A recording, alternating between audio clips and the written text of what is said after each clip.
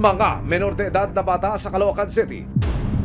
Nadiskubre ng mga otoridad na laman ng masiselang larawan at video matapos makatransaksyon ng nagpanggap na asset ang kanilang sariling ina. Ang siste di umano ni Nanay Edna, inuutusan niyang magtalik ang magkakapatid o magpipinsan sa harap ng kamera.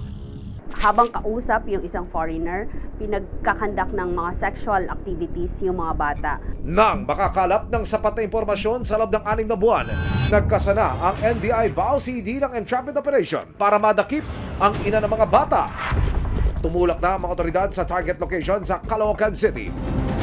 Pero si Edna mukhang no-show sa nakatakdang live show kasama ang mga menor de edad na anak. Makalipas ang mahigit 2 oras, isang chat ang natanggap ng mga otoridad mula kay Edna. At nang i-video call ng mga otoridad si Edna, isa pang babae ang lumitaw katabi ng mga batang isasalang sa live show. Itatago namin siya sa pangalang Esther na nagpakilalang kapatid ni Edna.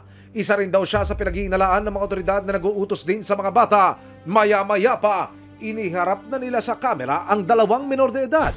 Ang mga bata, walang kamuang-muang at kumakaway-kaway pa sa kamera. Okay, go na, go na.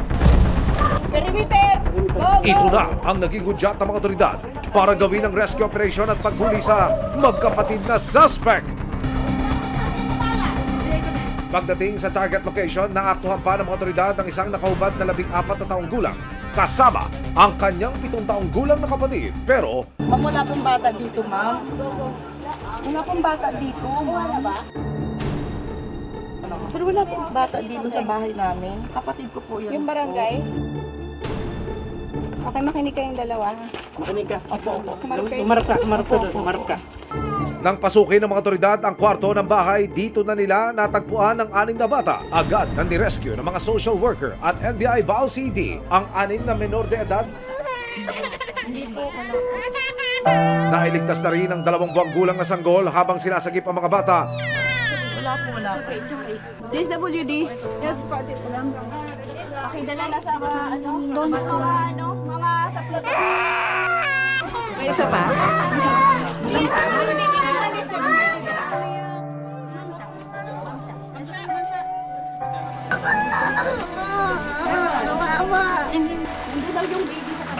Arestado ang magkapatid na Esther, Edna at kanyang asawa na iimbestigahan din kung may kinalaman sa di umano'y illegal na kalakaran ng asawa.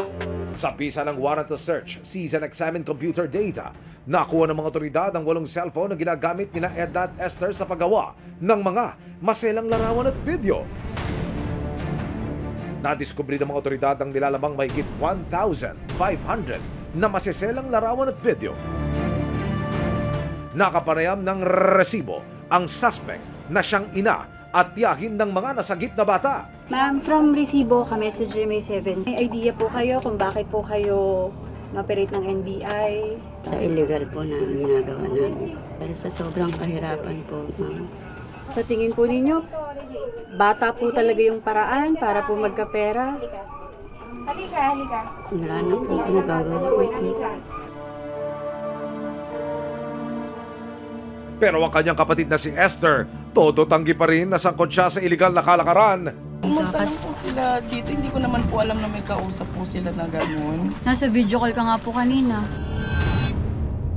Bali yung kausap lang po niya, nag-hello lang naman po ako. Yun lang naman po yung ginawa. Wala naman po akong sinabing iba. Kinumpirma ng NBI VAO CD ang eksaktong lugar kung saan madalas kunan ng malalaswang pictures at video ang mga bata. Yung mismong door na yan, na puti na yan, yan ang nakikita sa mga sexually explicit videos na sinesend nila sa kanilang mga customers worldwide.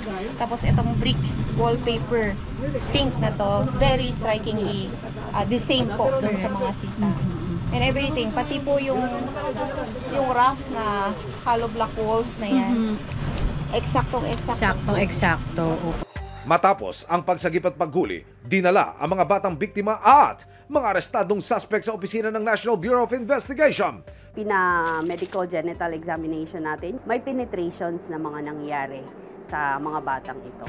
Sinampakan naman ng patong-patong na kasong online sexual abuse and exploitation of children, qualified trafficking at rape by sexual assault. Humaharap sila ng 14 life imprisonment. Ibig sabihin, sakaling mapatunayang magkasala habang buhay na pagkakakulong ang parusa sa mga suspect. Samantala, ang mga nasagip na menor de edad manunuluyan sa isang shelter para dumaan sa healing process. May karapatan sila na dapat pinoprotektahan ng mga magulang dapat, di ba? Paalala rin ng NBI VAO CD. Once na pinost natin, sinend natin online yung mga pictures na to, hindi natin alam paglaki nila, baka bumungad sa kanila yung mga videos, mga pictures na to, di ba? So, paano na lang ang magiging buhay ng mga batang ito? Sa gitna ng nararanasang kasalatan at karahasan ng buhay, huwag sanang itaya ang puri at kamusmusan ng mga bata, kapalit ang pera at kamunduhan dahil anuman ang kitain sa iligal at mapanamantalang paraan, siguradong may nag-aabang na parusa.